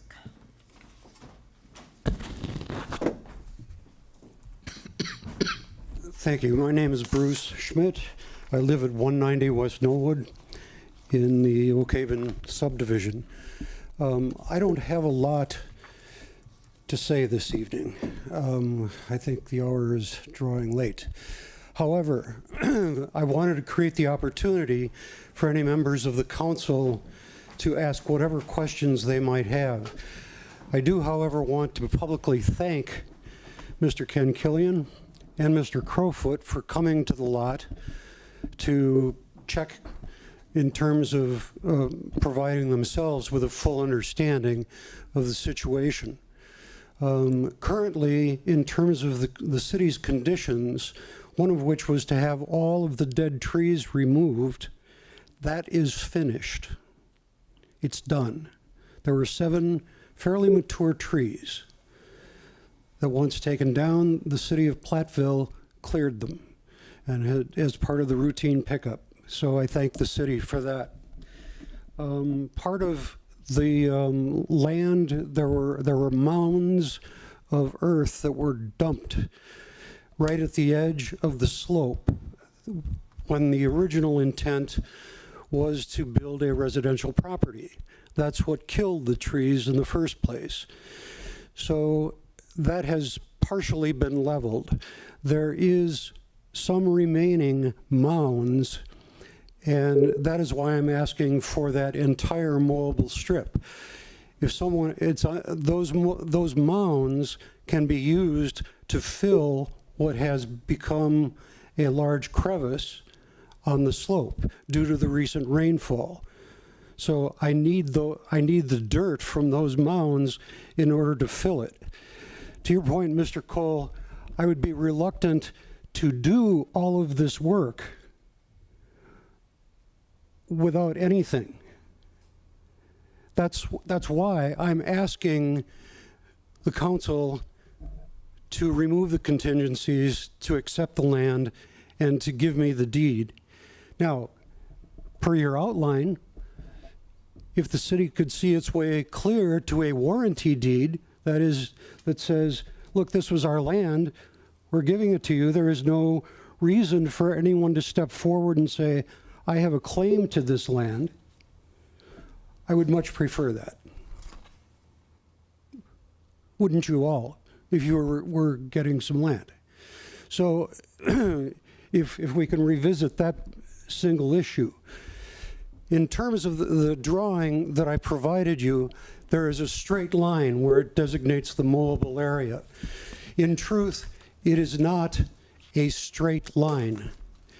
Those slopes have a curvature to them, okay? But I would work with Mr. Carroll or his staff in order to create some kind of a line designating the mowable area for tax purposes. I understand that my taxes will go up based on this land. That's fine. But, so we need to calculate that. I've done it a couple of different ways. My best estimate is that the city would retain roughly 20% to 25% of its current revenue based on the taxation of the land alone. So, any questions? I don't want to belabor this. I'm confused about the washout. You Yeah, said I just am. That's fine. That's fine. Okay, I want you to envision a slope that's at about 45 degrees, and it's been covered with loose dirt and gravel. Now, think about the rains that we just had within the last 3 weeks. That was a flood. When you pour a flood down a slope like that, the chances for a mudslide are great. We've all seen TV footage from California. It wasn't that bad. But we probably lost about 5 cubic yards of soil that went down the slope. Mr. Killian, you saw it, or Mr. Crowfoot, you saw it. Can you help me with an explanation? Am I not getting it, or does this help you? Oh, it's fine. Okay, you got it. I just am hopeful that once we get this taken care of, that we can, because you took the trees out, that we can keep some of the dirt back. Yes. Should there be another episode? 2 things. First of all, there have been some fairly substantial pieces of rock and concrete on the lot. I've already used many of them in filling one of the washout areas and then covered it with dirt. That should help to begin to stabilize it. Come spring, I've done some research. One of the species that does very well in this type of soil are coneflowers. They're also native and consistent with the Conservancy. And so I have saved all of my coneflower seeds from this season. So I will spread it with the type of grass covering overlay when you're starting new grass. I will spread them with coneflower seeds, cover it up with that. It'll be covered with dirt, and hopefully by next June or July, please stop by and see the coneflowers. So yes, I completely agree with you. I also have my backyard borders the Conservancy.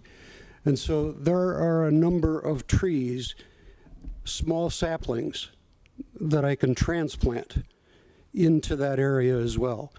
So that will, once those start to grow, that will also help to, for soil adhesion and minimize erosion. Mr. A Killian. question, the washout, did that come from the 2 intense storms going over the curb? Water coming down, say, Oak Haven Drive and going over the curb? Or is it just a matter that the ground got so saturated that it sloughed off? I believe it was the latter. That is, that the ground became so saturated. First of all, again, as we talked about, there was questionable soil adhesion. And so with the volume of rain that we got, I think it was a matter of some of it just let go. I did not, I had some garden that was just below where the sewers are and where that culvert runs. There was only a very small amount of erosion in that path. Had that path been deeper, had there been more erosion, I would have thought that it would have been water spillage over the curb, that the culvert and the sewers were overwhelmed and incapable of managing the volume. I don't think that's the case. Mr. Crowfoot, you had an opportunity to see that today. Yes, I agree basically with what Mr. Schmidt has said. I saw it, and the deep crevasse, if you will, that we're talking about here is not in the path of where the low point where any drainage from Oak Haven Drive or Knollwood Way would spill over the curb. It's west of that area and wouldn't have had an impact from spillage over the curb. So I'm thinking about this. I'm pretty sure I have pictured where this is at as a family walking on that trail. I think Yep. we stopped and played there, and wondered who'd been climbing on the ropes hanging down from the trees. And this was a couple years ago, but I talked to the neighbors, and it sounds like maybe there were some kids up from your subdivision that went down and played that direction to get to the trail, maybe. To me, I don't know for sure on Right, these right. details, but to me, it kind of seems like it's become maybe a bit of a public space anyhow, maybe down for trail users. It Oh, seems. the trail users bypass my backyard. Mm-hmm. So, because the trailhead terminates at Knollwood Way. So when they go down the trail, the paved walking trail that circles, and then it's right across from the Mexican restaurant and then the Super 8. Okay, yes, as you're going down the hill, it bypasses my property and this lot 21 immediately. Okay. So the other thought I had was the lot kitty corner, I think, from your house up in the subdivision. Is it Oak Haven and Knollwood? Is that an undeveloped lot? Fire hydrant on the corner No. there? They're both, if you would look at my drawing, you have the arrow that says Knollwood Way, and then it says Oak Haven. On both sides of Oak Haven, at that corner, on the left is Dr. Dominic and Amy Bearclaw, and it is, I believe, a 3-lot or a 2-lot parcel. I'm not sure. Joe would have to check, but it is at least 2 lots. And the same is true with the Ubersox's lot, which is on the right corner. So Ubersox, I'm sure, has 3 lots in that property. He has attempted in the past to sell one of them, but no one purchased it. I think it's the one marked here 1015 that I noticed looked like it was not likely to get developed, and wondered why there's not a playground in that neighborhood. But I'm sorry, I don't have the information that you do. I think it's what is that? The Bear Claw corner is 255, correct? Oh, thank you very much. 1015 is the Ubersox corner, and I believe 155, you see a line at 180. I think 155 is also part of Ubersox's property. The Bear Claws live at number 285, and now I can see it is simply a 2-lot residence. So number 255 is their secondary lot. That's all open space. But theoretically, they could sell it. So you can see, actually, look, thank you very much. When you look at 250, you can see the double white line right behind it. That's the trail. I was just kind of thinking, pointing out what seems like convenient public kind of space, right? Where people end up playing or being or isn't going to be developed. I was just noticing that about the neighborhood when I Yes. went through it recently. Robin, if I could, I think the answer to your question is they're private lots. The city does not own a substantial lot there for a development of a playground, nor would I think this lot would be appropriate for a playground. The 250 most definitely not. Yeah, right. I just wondered what if 1015 was sitting on the developer's books or if it was privately owned by somebody living in the neighborhood. So I think I got that answered. The other thought was just why isn't 250 divided and sold to you as you want it with the smaller amount left to the city? Where's the, like, why does the part that you want come through the city first? I feel like I missed that explanation up front, or. Okay. Before, what had happened was Mr. Cody, who still owns that lot, he's the developer, and he has not sold it. He asked the city to accept it as parkland, green space, however. And the council members declined to do that unless he met those other conditions. And he decided he didn't want to meet those conditions. Mr. Schmidt had said that he would like, if he could own that portion that's mowable, that's fronting on the street, he would like to own it and take care of it. And so at that time, we as staff had the idea that if the council wished to accept the donation of that lot to the city, then we would have to come up with some sort of a certified survey map, identify a piece that would be conveyed to Mr. Schmidt, and the rest remain as city conservancy. It would basically just be attached to the Knollwood Park Greenway green space. So that's where we're at right now. If Mr. Schmidt is going to fulfill the conditions that the council originally put on Mr. Cody, does it make sense for the council to accept the donation and then convey a portion of that to him? That's really the question. I think I understand the logic to this deal and how it came about. I just feel like the question could be posed, why doesn't he just sell it to Mr. Schmidt and Mr. Schmidt figure out how to deal with the other half of it? But I'm just asking how it comes to be, if that were an option and it weren't pursued. Do you know Bob Cody? No, I don't mean to get into the politics of the business deal, but I guess I just Okay. did. I do have Please. a question, yeah. Speaking of selling lots, you said somebody up there had a lot for sale. What would a lot cost up there? Well, it depends on the lot.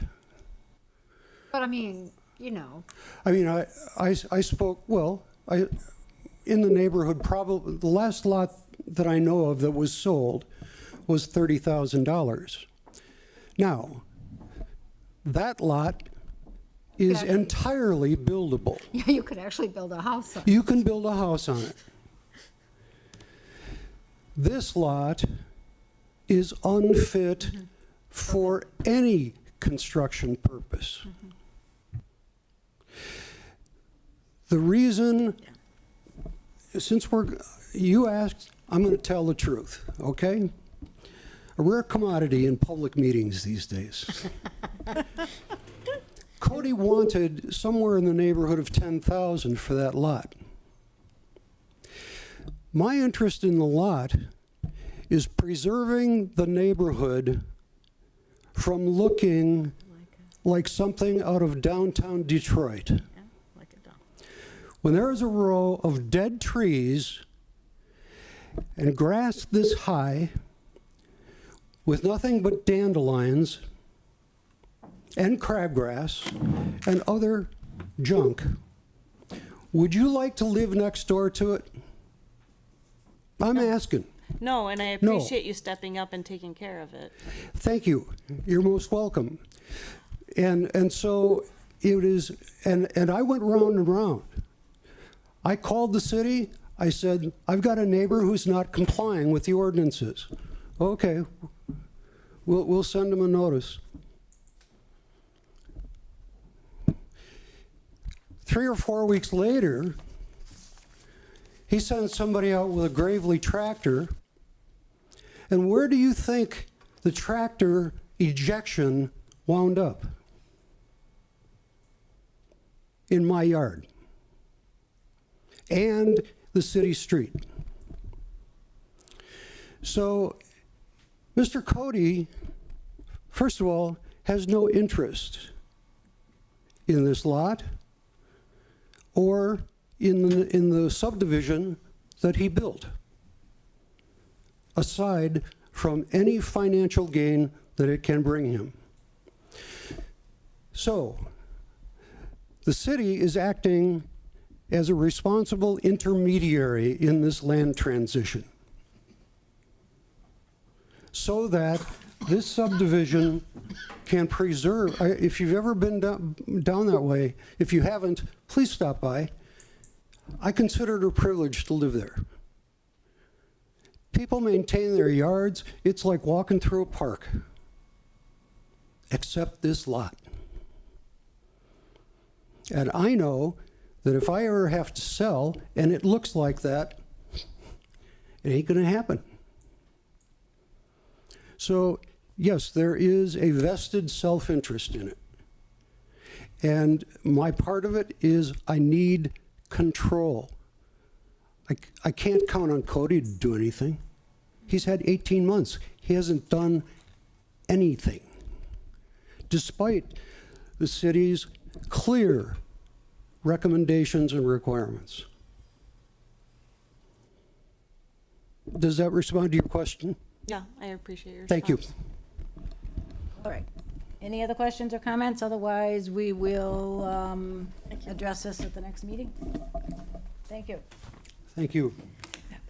Next is 2018 City Goals Quarterly Report. This is just our quarterly update, as you're used to seeing. The only thing I think I would point out of this is that because of the unusually wet fall, we do have some capital projects that will be delayed until next spring. One being the basketball court at Smith Park, the Hillside Cemetery pavement work. And I don't know if we're on track for the Legion Park parking lot or not yet this year. We're getting there. Touch and go. Yeah, that one's a touch and go right now. So it's just very unusual to have these types of wet conditions. But certainly, knock on wood, things will be better in the spring and we'll get the work done then.